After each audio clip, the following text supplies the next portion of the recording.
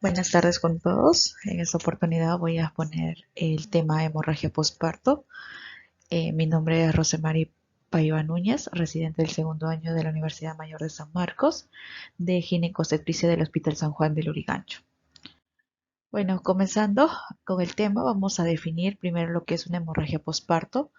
En la actualidad tenemos una nueva definición por la COF en octubre de 2017, la define como una hemorragia a una pérdida de sangre acumulada mayor o igual a 1000 mililitros o pérdida sanguínea acompañada de signos y síntomas de hipovolemia durante las 24 horas después del parto.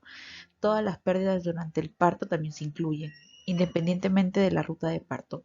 Anteriormente, la definición era de acuerdo a la ruta del parto. Si era cesárea era 1000 y si era parto vaginal 500 cc. Ahora solamente nos dan un valor de 1000 o cualquier pérdida sanguínea acompañada de signos y síntomas de hipovolemia. La hemorragia posparto es una de las principales causas de muerte materna, considerada dentro de la triada de las causas de muerte materna. Dentro de ellas tenemos la hipertensión, la infección y la hemorragia. La hemorragia posparto causa aproximadamente el 11% de las muertes maternas a nivel mundial y es la causa principal de muerte durante el primer día del parto.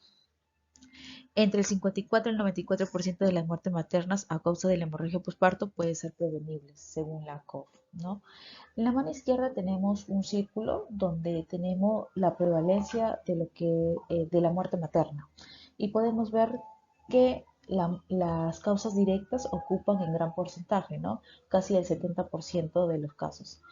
En las causas indirectas tenemos casi un 37% y dentro de las causas directas tenemos a la hemorragia obstétrica ocupando casi el 30% de porcentaje con respecto a la muerte materna.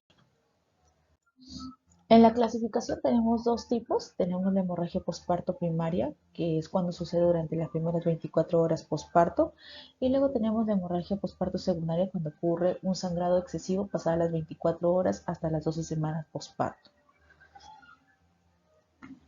Mecanismo de la hemostasia, bueno, recordar que hay una cantidad extraordinaria de sangre, al menos 600 mililitros por minuto, que fluye a través del espacio intervelloso. Este enorme flujo va a circular a través de las arterias espirales, 120 de ellas como promedio.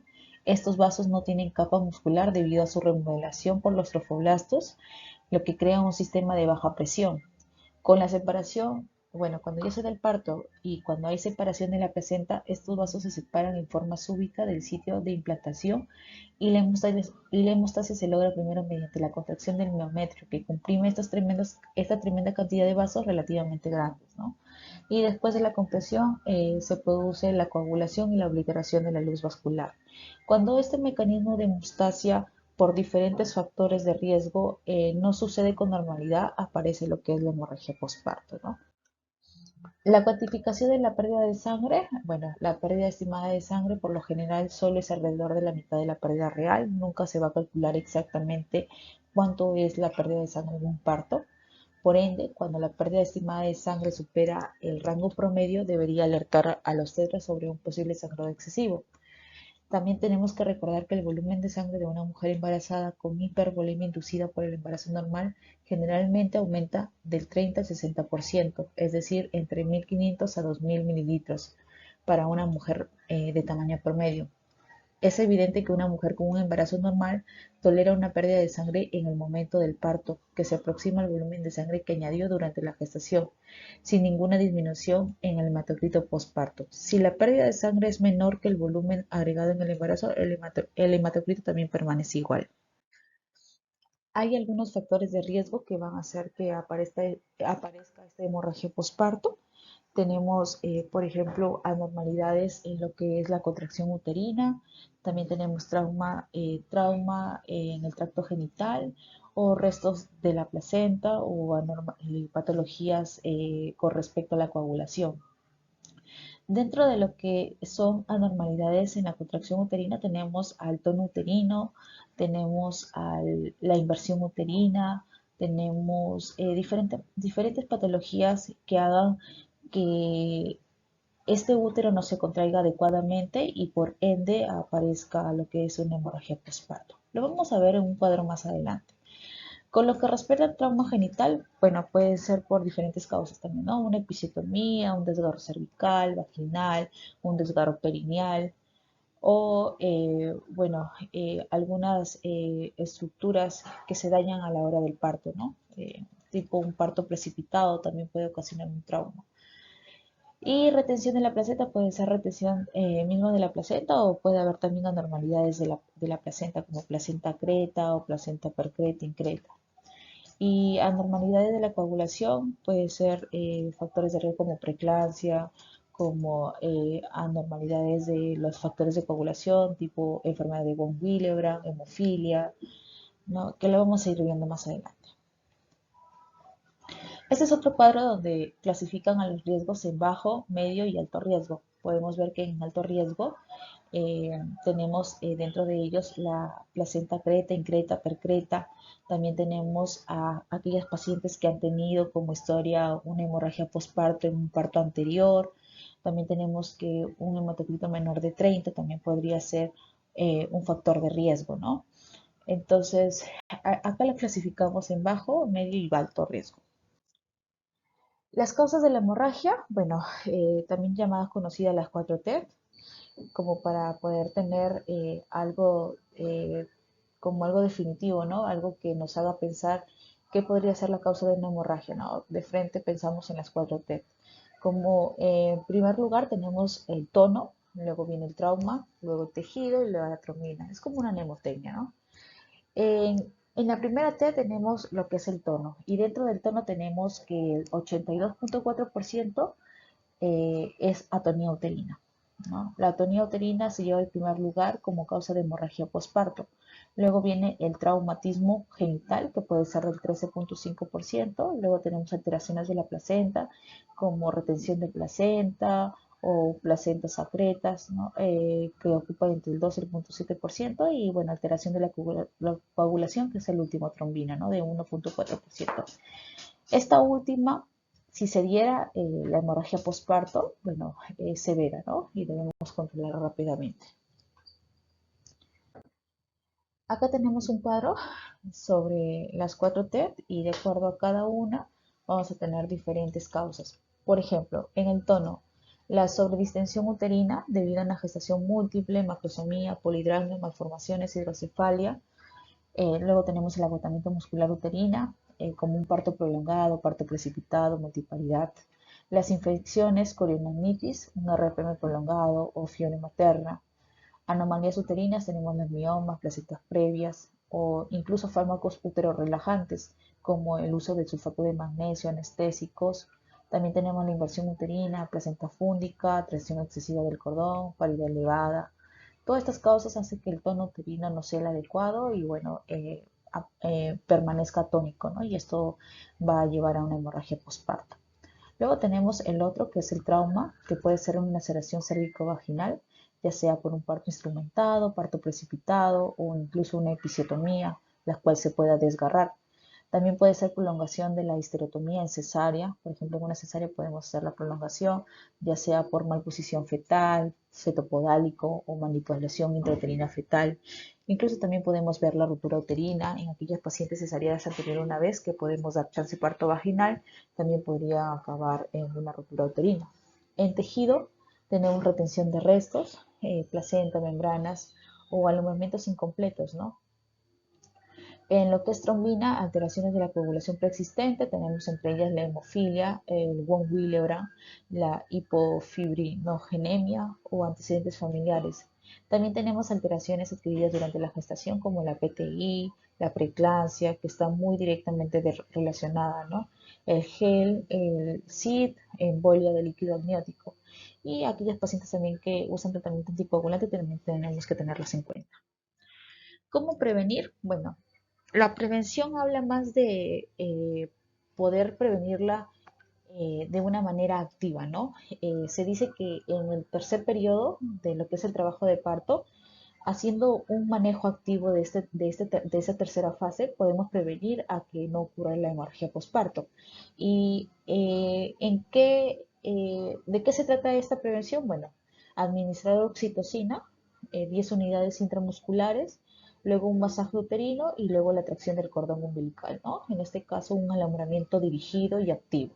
No esperamos que la placenta salga por sí sola, ¿no? Sino que nosotros lo manejamos y así prevenimos la hemorragia posparto, acortamos la tercera fase incluso.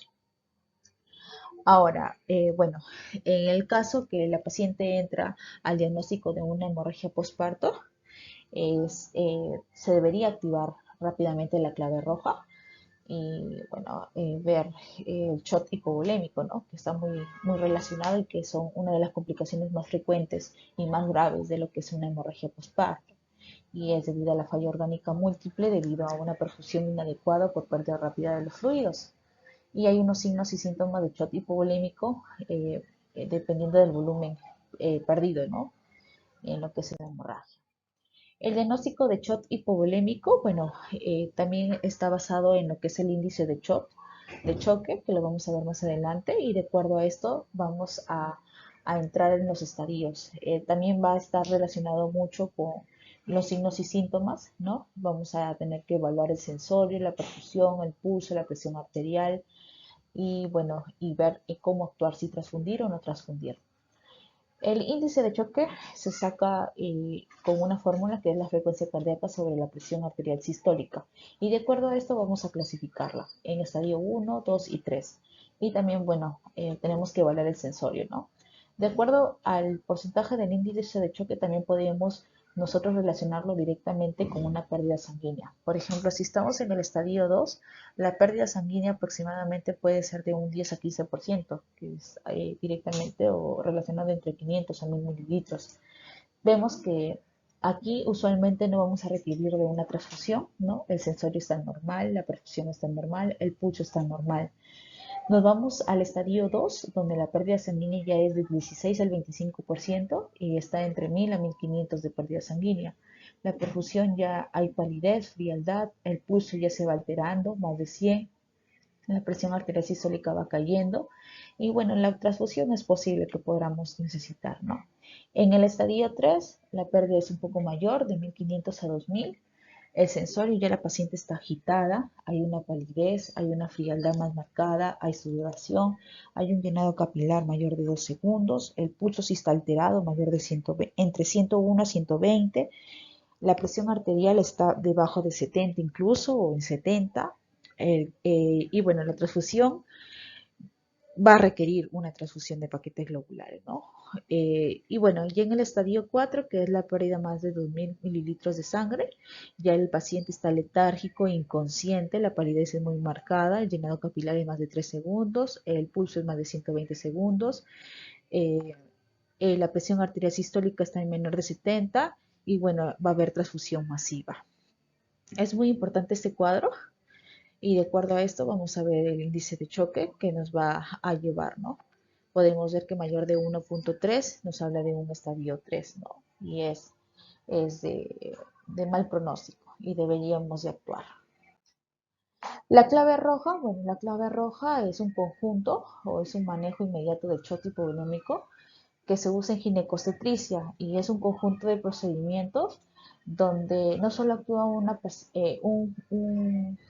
personal, ¿no? Sino son múltiples, muchas personas que actúan, es multidisciplinario, entra técnico, enfermera, obstetra, médico general y muchas veces entra incluso un ginecostetra, ¿no?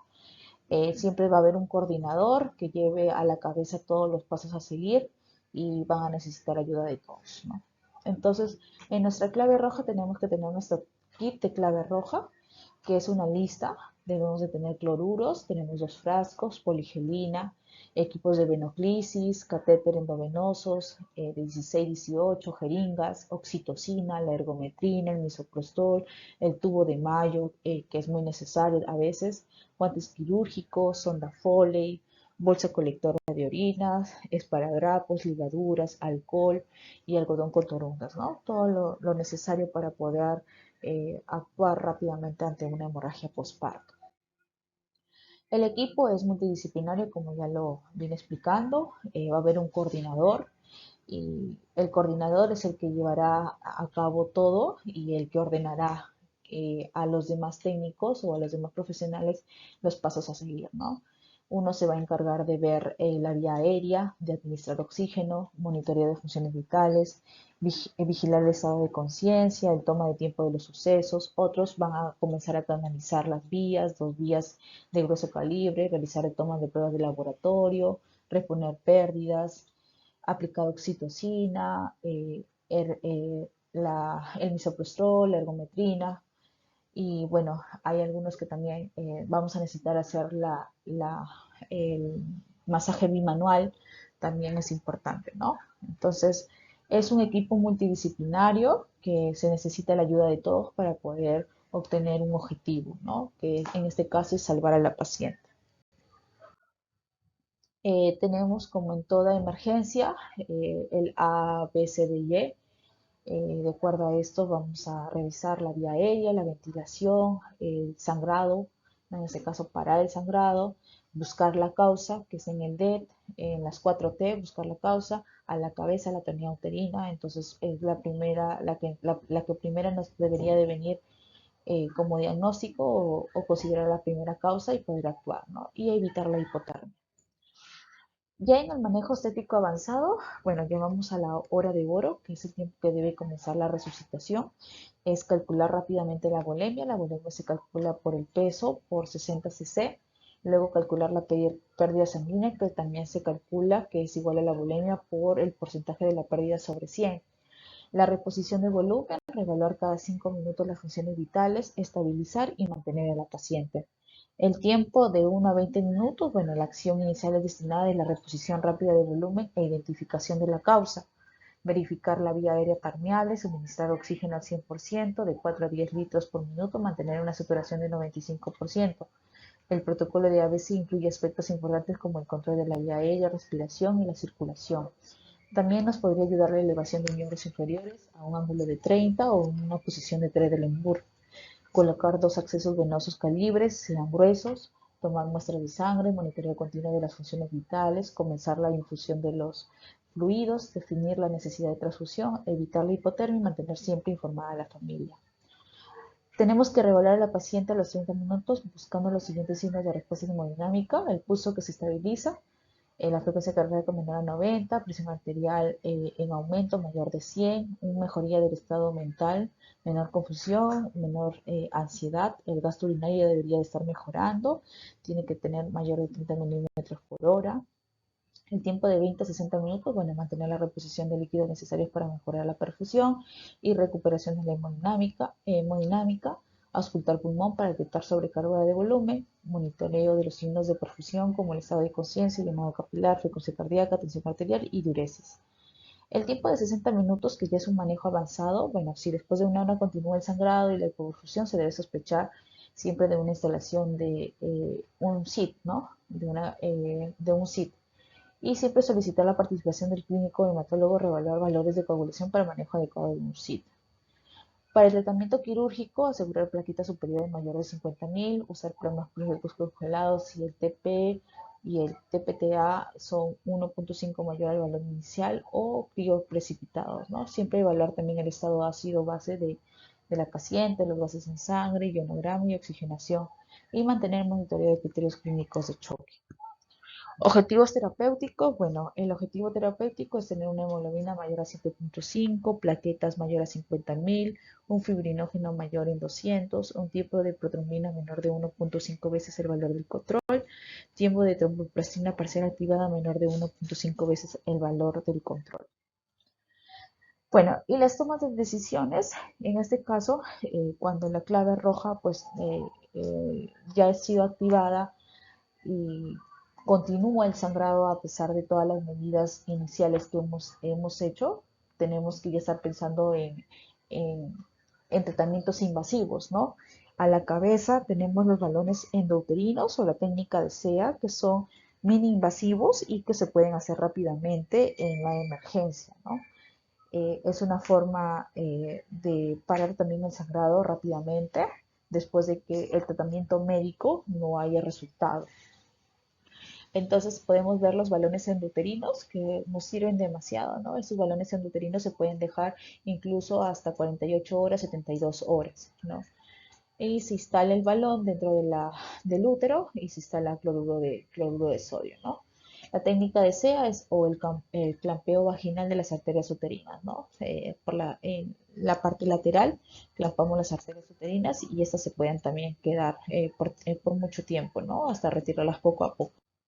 Luego también tenemos otros procedimientos invasivos como las suturas. Tenemos la sutura de Benich, la sutura de Hyman, ¿no? Las suturas compresión en balón intrauterino, la sutura de Pereira, la sutura de Schott, ¿no? Ligaduras de vasos pélvicos.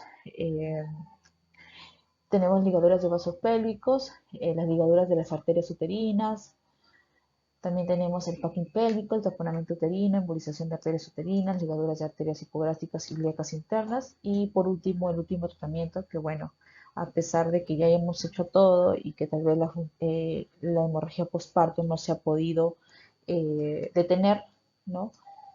Como último tratamiento es la histerectomía, el retiro del útero. Entonces, antes de realizar estos tratamientos invasivos, se opta primero a agotar todo lo que es el tratamiento médico y para no poder llegar a lo que es una histerectomía, ¿no? Eso es todo lo que quería compartir el día de hoy. Muchas gracias por su atención.